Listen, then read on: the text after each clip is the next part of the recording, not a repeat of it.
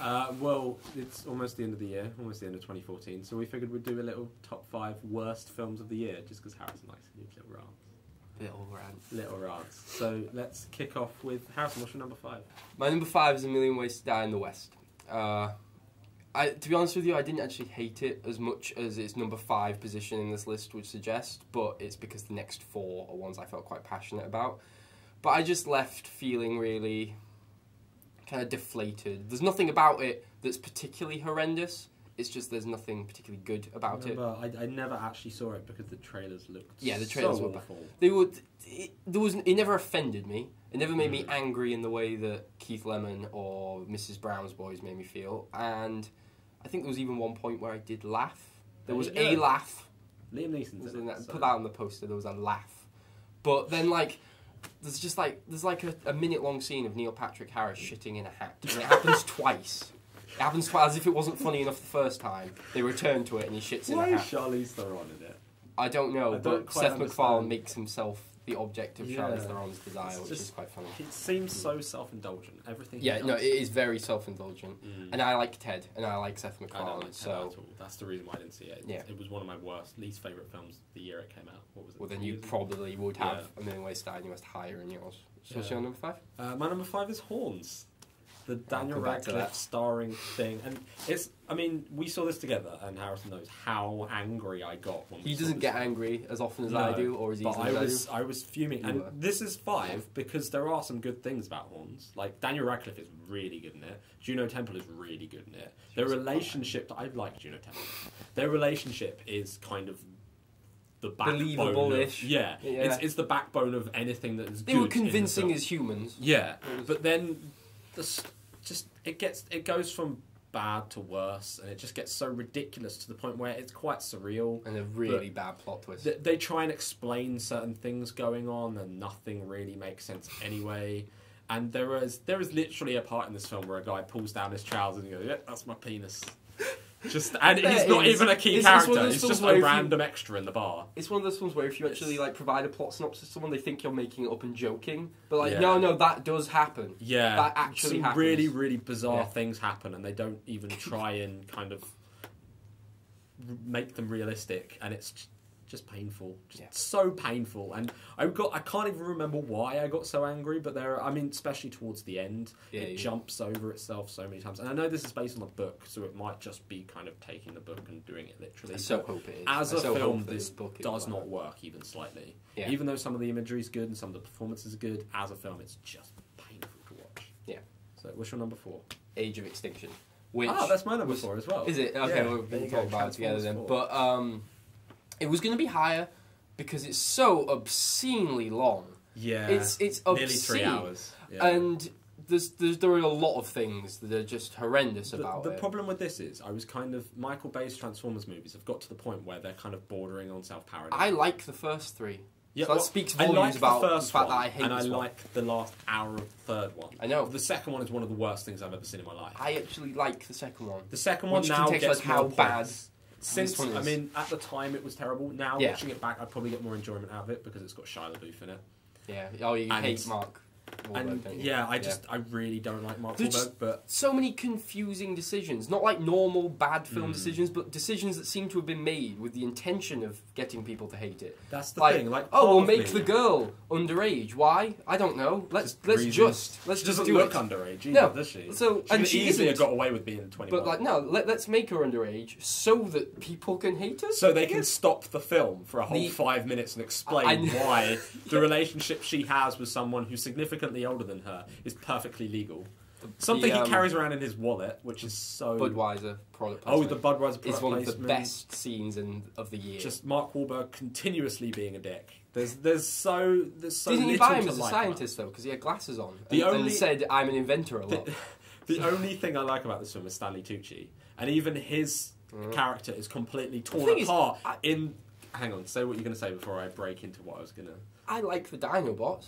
There's no problem with the Dinobots if they were in it, yeah. If they were actually in it. And it's also really funny that the hero, Optimus Prime, gets the Dinobots on his side by freeing them and then beating them into submission so he can ride them into battle while screaming, "I will kill all the humans." I mean, I was so expecting to hate this film that I was kind of looking forward to how much I was going to hate it, because there's kind of a weird sense of fun out of hating something. But this, I didn't get much enjoyment out of, purely because the last third of the film, where I think Transformers 1 and Transformers 3 especially were the strongest, where they just kind of get all out and just... Because the big battle just gets so silly. This felt toned down, and for the exact reason. Felt a little cheap. Weirdly. So cheap, because they were aiming so obviously for the China market. Oh yeah, I know. They set it in. I mean, I've no problem with them setting it in China. I've no problem with them, but it's so blatant. Is that like when the Chinese government find out stuff's going on and they just go, "Well, let's help everyone." Straight away, the most efficient government in the world. And they throw in so many kind of Chinese pop stars and like actors and actresses and stuff that add so little to the plot.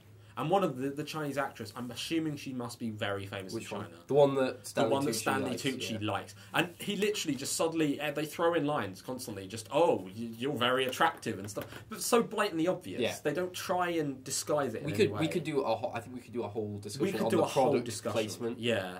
And like that bit with the pill, where he's like, he's got like, transformium. It's like, "Oh, if you like music, here is something by Beats by Dr. Dre." And it just sort of like the camera goes. Yeah, it's basic. I felt like they should have had a price stamp in the bottom corner. It's painful. We should move on from this because I feel like we should do a whole video. Your three or my three? What's your number 3? Because it might be the same. My 3 is Teenage Mutant Ninja Turtles. Okay, talk about another Michael Bay influence. This one, actually, I think it was less painful, but it was worse. Because it's shorter. And I appreciate Michael Bay making it shorter, and I thank him for that. But at the same time, it one-ups Transformers in the product placement department with a 10-minute long scene where Splinter, is that the rat? Yeah. Yeah. Splinter just talks about this. He gets this. It's a Pizza Hut pizza. I remember because the camera showed me that it was a Pizza Hut pizza and felt it was very important that it was. And they bring it in, and they have a vow of silence. And they're not going to tell Splinter. They don't want to tell Splinter that they've been on the surface because they're not allowed to be. Right. And they want to go on the surface to help people. So that's their integrity there, which they then sell out after Splinter describes how nice this Pizza Hut pizza is. 99 cheese. Yeah, he goes like it's like a minute long with him explaining it and like steam rising from the pizza, and then they just go, "Well, you know what? That pizza is so good. I guess we will sell our values down the river." And then you're asked to believe that Megan Fox is a hard-hitting journalist, which is very unconvincing when she just goes to her editor. "I saw some giant ninja turtles that do kung fu, and I want to write on this. Do you have any proof?" "No." And they go, "Well, no then. You can't write on this, as any sane person would." And she gets all like, "Oh, they don't believe me, and you're supposed to be on her side." No! That's the most ridiculous thing. And so I hated her. And then the human characters in of themselves are horrendous. Because there's like, I forget his name. Will Arnett, who's this creepy, like, I don't know how old Will Arnett is, but he keeps hitting on Megan Fox throughout the film. And it's really, like... He's at least over 40. Yeah. But as bland and boring as the human characters are, as soon as you meet the Turtles, you think, they'll introduce some energy into the film. No, like there's 4 of them, and I can sum them all up. There's Donatello, the nerdy one. We know this because he has glasses and he says calculations a few times. Then there's Raphael, the one who's obsessed with murder and screams at people and jumps out of the back of vans going like "Rah!" because it's for kids. And then there's Michelangelo, who's the Jar Jar Binks one. And then there's Leonardo, who's the other one. He's the leader, but he's basically the other one. He's by Johnny Knoxville, though. Right. But Michelangelo is possibly the most annoying character of the year. In fact, I think, he's the most annoying character of the year. Have you seen The Expendables 3? No.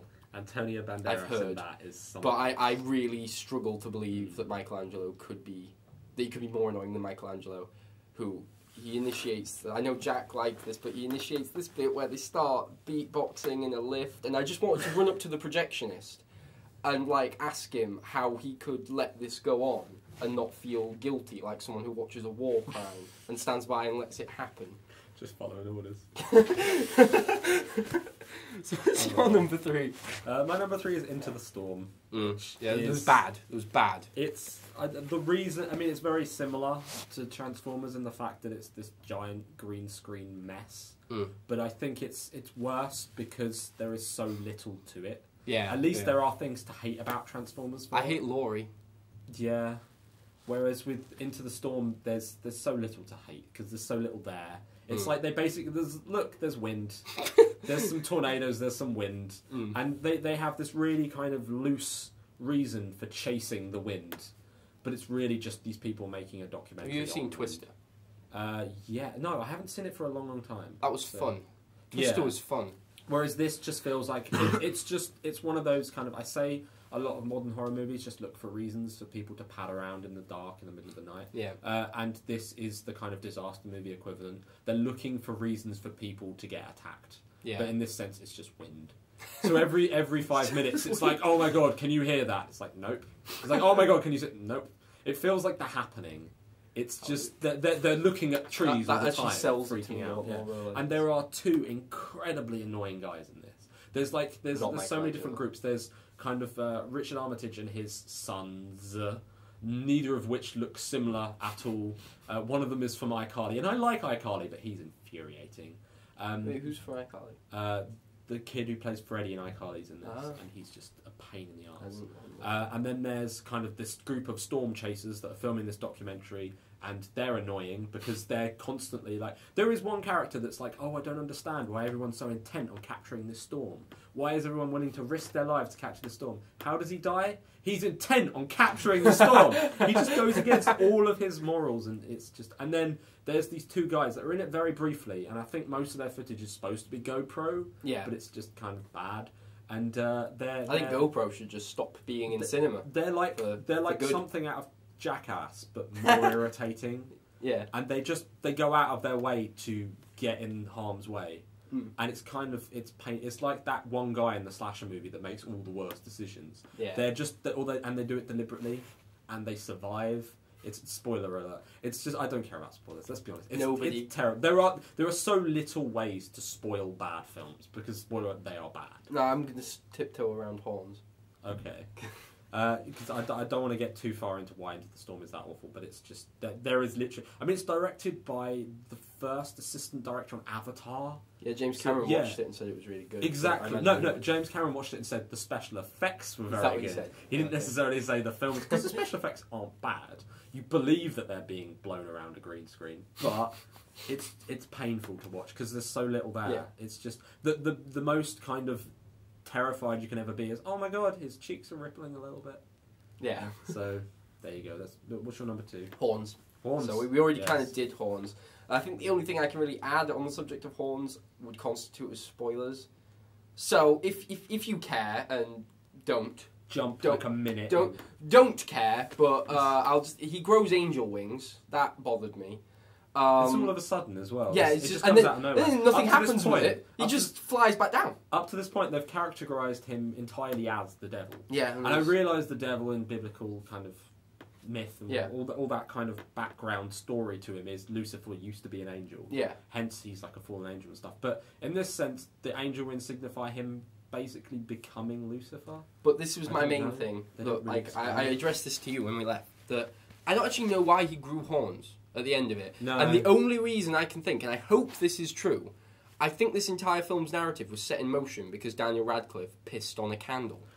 And I genuinely think that's why he grows the horns. It's the only logical reason. The only thing that happens. He pisses on a candle that's like at a funeral or something, and then he grows horns the next day. So there is, I mean, within the novel, there is probably some kind of I'm sure there is no novel reasoning, but the novel doesn't count. Yeah, because in this film there is no kind of. I mean, you could say a lot about him kind of becoming a corrupt individual, and it starts with that, and the horns, him turning into the devil, is kind of a physical manifestation of all this stuff. But this is reading too far into a bad film. Yeah, this is like taking The Room and reading it as Shakespeare. So basically, it is just he pisses on a candle, and then he grows devil horns, and that's it. That's all I have to say on horns. My number 2 is significantly more boring. It's Fading Gigolo. Oh, John yeah. Turturro. I don't know if he's ever. John Turturro is the Jesus in The Big Lebowski, and he's in a lot of kind of those Transformers. films, and he's in Transformers too. He's Stanley Tucci. Let's try and forget about that. But he's a very, very talented actor. He's been in a lot of great films. This is one of. This might be his only directorial film. I think it is. Yeah, and he acts in it as well, and he's not a bad actor. The reason I saw this film, I'm a big Woody Allen fan, and Woody Allen acts in this. And Yeah. usually he doesn't act in films that aren't his own, but he must have seen something in this that he liked. But let's be honest, there's nothing here. It's literally the reason Woody Allen is in it is because there's a big thing about kind of Judaism, and there's a big thing about kind of Hasidic Jews in this, and Liev Schreiber's in it, and that's basically all I can say. I got 0%. I got nothing out of this film at all. I felt like at the end of it, I stood up and left, and I just lost an hour and a half of my life because there's nothing particularly funny about it. There's nothing particularly dramatic about it. There's nothing. I mean, it's a film about a guy who tries to sell his body as a gigolo to older, kind of classier women like Sharon Stone. But was Sharon Stone in it? Sharon Stone's in it. There's nothing particularly sexy about it either. It's just kind of it's beige, the movie. It's so incredibly boring and pointless, and that's why it's my number 2, because there's. I mean, although it might not have I might not have got as angry about it. I just got so bored watching it. That's At least the others made me feel emotions. That's what my that's what the A Million Ways Down the West was for me. It was just So what's your number 1 anyway? Write down to number 1. The Possession of Michael King. Oh, I've said that right. That's his name. I can't even remember. I don't even remember what it's called. But it's a straight to DVD horror film. Simultaneously, it might be my favourite film of the year because it's. I suppose I should actually explain what it is. Yeah. It's a. To be fair, we didn't know what it was. Yeah, it's a possession film about a guy who sets up. He's making a documentary about how all like religious practices and stuff are bollocks. Yeah. So to prove himself right, he tries to get himself possessed by a demon, and film what happens as a result. And it is one of. It's so funny. It jumps into that thing though that has that the whole found footage.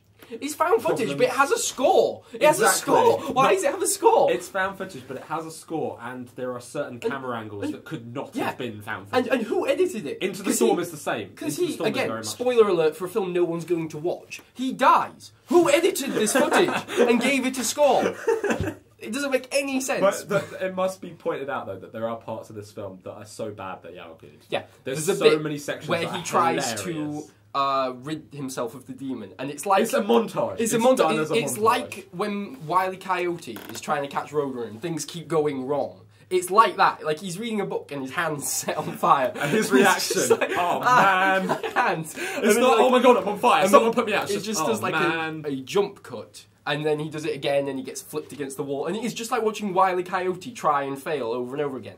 And then there's a bit where he's like walking to a church, and he's like going, "I'm going to get this demon out of me," whilst doing a demon voice going, "No, kill her, kill her." It's horrendous. But I feel like it should be pointed out, though, that there are some really good jump scares. No, they're not. They're not. They're not really good jump scares. No, they are jump scares that make you jump. There's a difference. A good jump scare is one that is set up in a really artful way.